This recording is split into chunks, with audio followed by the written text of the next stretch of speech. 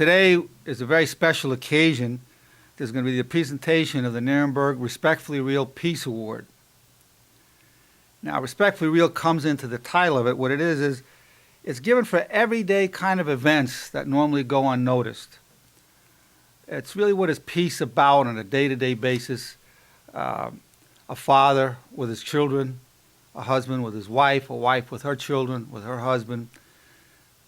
Acts of greatness that take place that never make the newspaper, that never get on CNN, but really it's the compilation of all these acts of greatness that really makes a nation.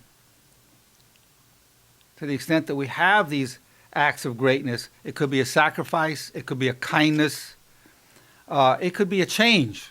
Somebody saying, I want to transform myself into being a better person. I want to react in a kinder, more compassionate way. To the extent any nation manifests that in its peoples, that nation will arise to tremendous heights of greatness. So I've created the Nerenberg Respectfully Real Peace Award. Respectfully Real comes in this way. Respectfully Real communication is communication that builds a bridge or a connection as opposed to a wall or a barrier. So if somebody say angry, and they say, I just want to be real with you, I can't stand you, I never liked you, I don't want to see you again, well, that's being real. But a big change would be to be respectfully real. The person says, you know what, when you said what you did, I felt humiliated, and if you can find it in your heart to apologize, I'd be grateful. That creates a connection or a bridge. That's respectfully real communication. Today we're honored. We have the great privilege of having Josh, who is a very strong man physically, also has a powerful personality, which can manifest in many ways, including anger if he gets angry. And so he's actually made enormous steps, and I'll let him talk about it, where he's gone from exploding or showing anger towards his children or his wife when he gets upset, or towards anybody. Could be in a baseball situation, could be whatever. If he feels something is being a disrespect towards him or something's not right, he can react and has reacted in ways that he's decided he wants to change.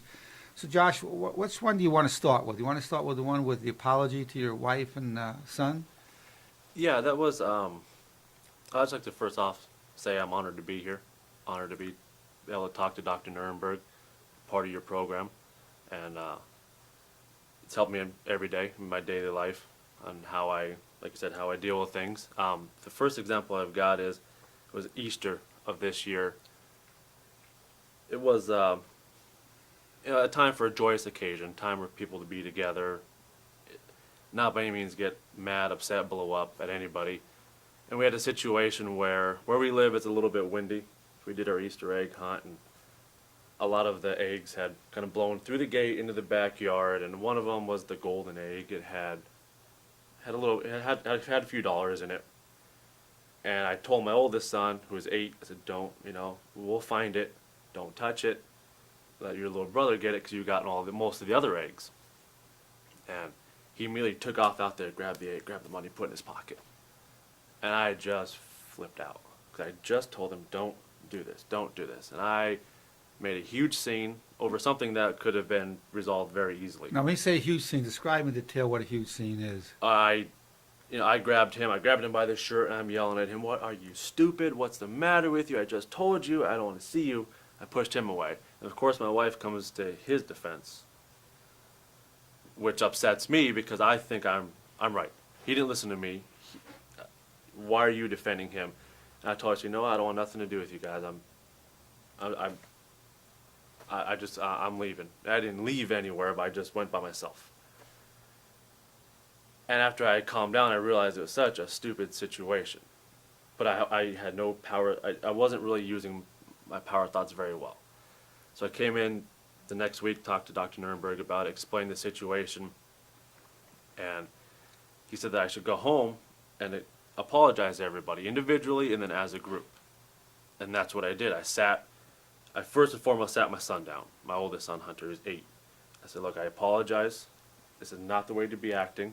I'm not setting a good example for you or anybody else in this family. I'm supposed to rectify the situation calmly it wasn't even that big of a deal. It's not like you went and tried to burn the house down. It was over a couple dollars, miscommunication.